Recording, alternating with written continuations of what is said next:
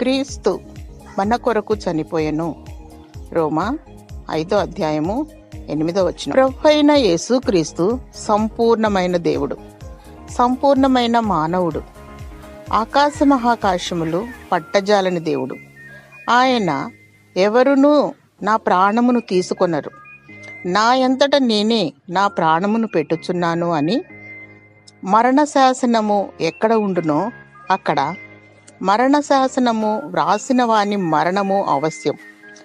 ఆ శాసనము వ్రాసినవాడు మరణము పొందితేనే చెల్లును. వ్రాసినవాడు జీవించి ఉండగా ఎప్పుడైనా చెల్లునా? మరణ శాసనం వ్రాసింది ఆయనే, చనిపోయి తిరిగి లేచింది ఆయనే. గెత్సెమనే తోటలో మాదిరిని నేర్పుటకు ప్రార్థించాడు. శోధనలో మెలకువగా ఉండి ప్రార్థించుము. విశ్వాస జీవితంలో విజయం కొరకు ప్రార్థించుము.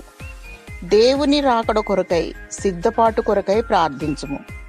దేవుడు నీ మొరను ఆలకించి నిన్ను దీవించునుగాక. ఆమేన్.